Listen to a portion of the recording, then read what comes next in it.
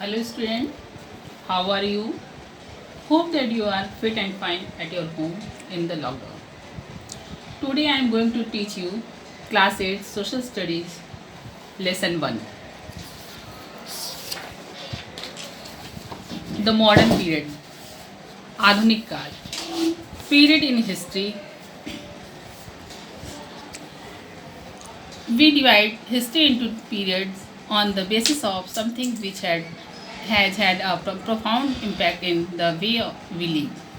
To mark the differences between society, economic, culture, and politics of one period and the preceding period, history may be divided into three periods.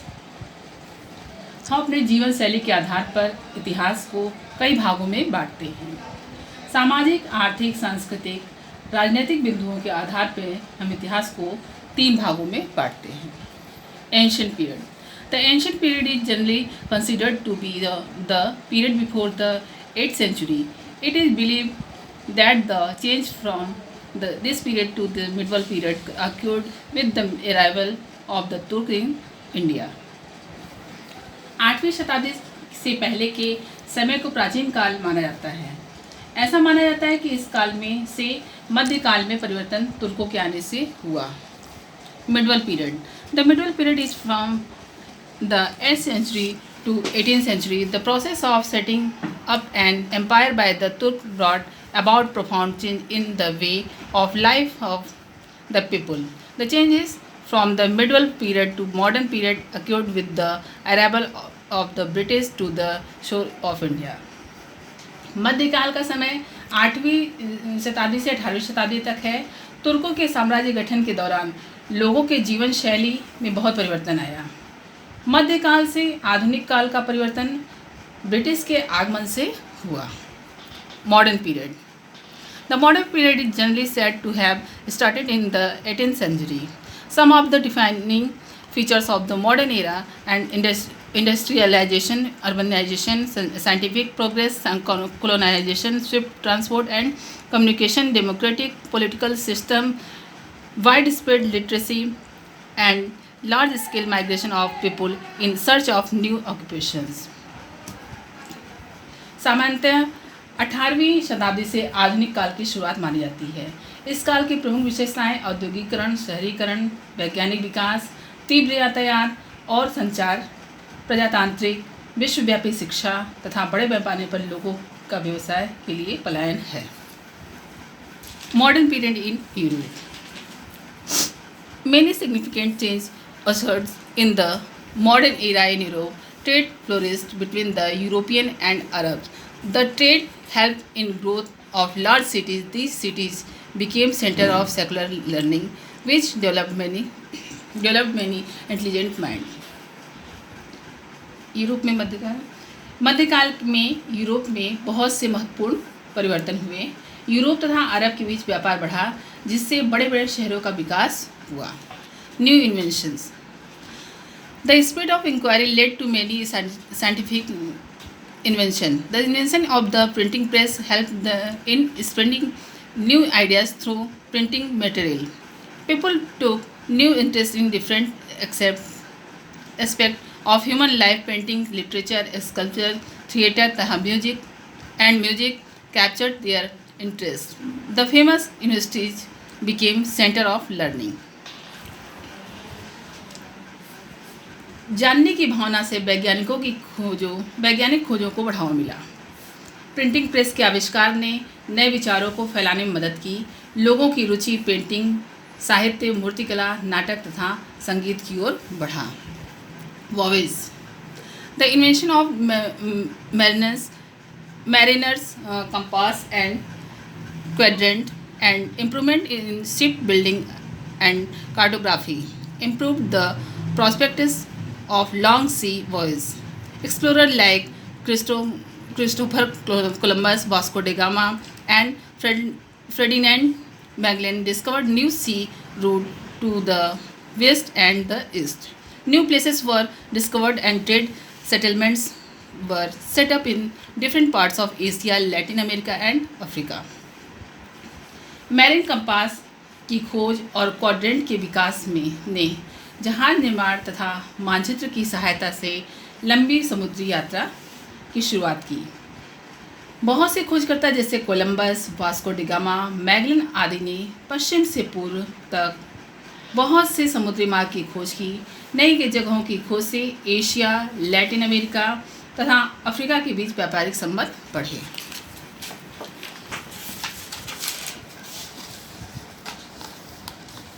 Profitable trade. By the end of 16th century, European overseas trades started bringing great profits.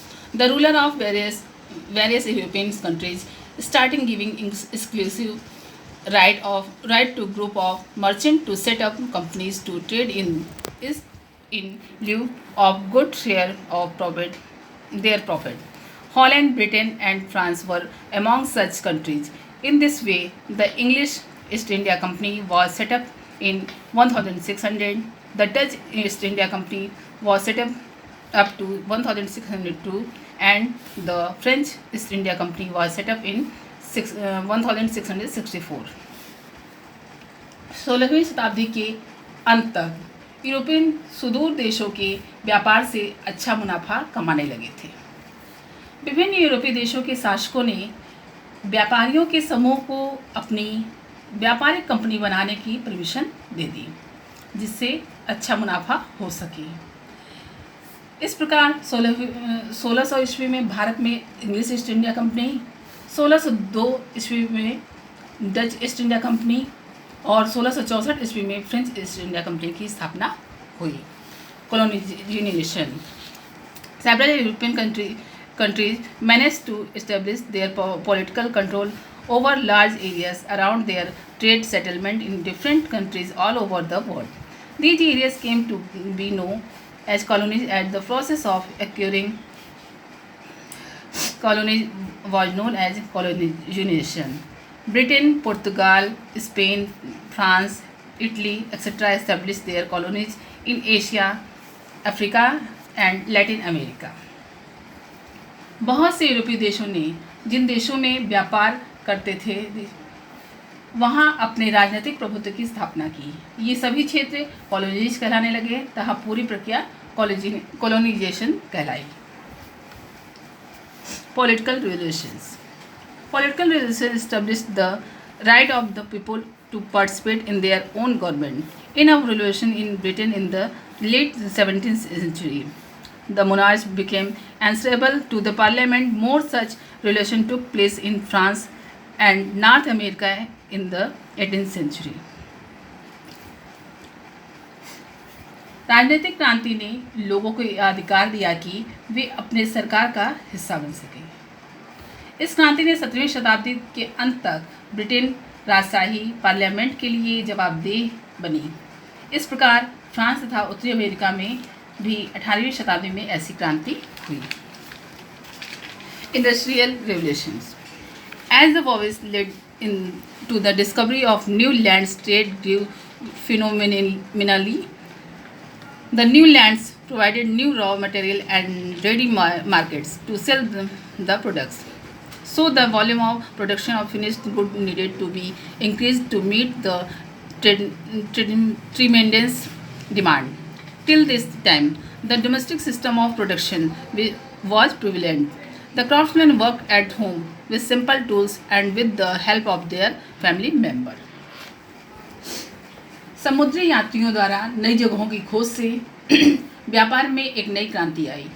नई जगहों से कच्चे माल का मिलना और तैयार माल को बेचने की मात्रा में बहुत बढ़ोतरी हुई और इस तरह मांग तथा आपूर्ति में काफ़ी अंतर था, क्योंकि उस समय शिल्पकार अपने घरों में साधारण औजारों से उत्पादन करते थे।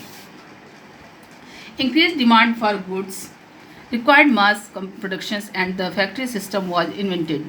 New machines were installed in the factories and the production was increased. The widespread use of machines and factories came to be called the Industrial Revolution. It first began in Britain and then slowly spread to Italy, Portugal, France, Germany, Russia, etc.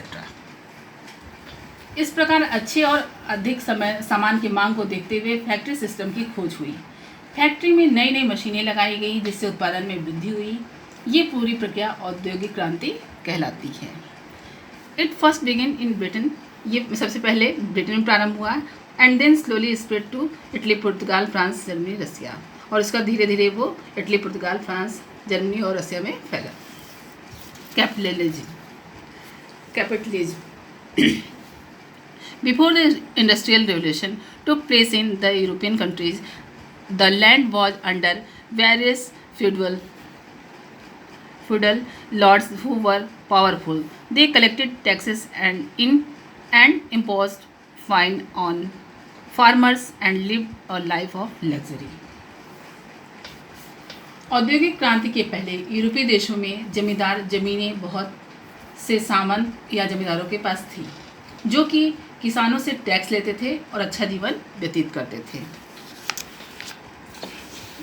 After the arrival of the factory system, a new class of people arose who were the owner of the factories. Their motive was only to make money. These people controlled the production of and sell of their goods, or in the other words, they controlled a capital. Thus, they came to be known as capitalists. They paid meager salaries to their workers and exploited them in numerous ways. This way, there were two distinct group of people: the capitalists, or the one who had money and all comfort, and the workers, or the have-nots who work hard yet did not earn much. Factory system के आने के बाद एक नया वर्ग उभरा। जो इन फैक्ट्रियों के मालिक थे वे कैपिटलिस्ट कहलाए। वे अपने वर्कर्स को बहुत कम सैलरी देते थे और उनका कई प्रकार से शोषण करते थे। इस तरह दो वर्गों का निर्माण हुआ। पहला कैपिटलिस्ट, जिनके पास पैसा था तथा सारी सुख सुविधाएं थी, तथा दूसरा वर्ग मजदूरों का था जिनके पास कुछ भी नहीं था, जबकि वह कड़ी मेहनत करते थे। Remaining part of this lesson I will explain in next video.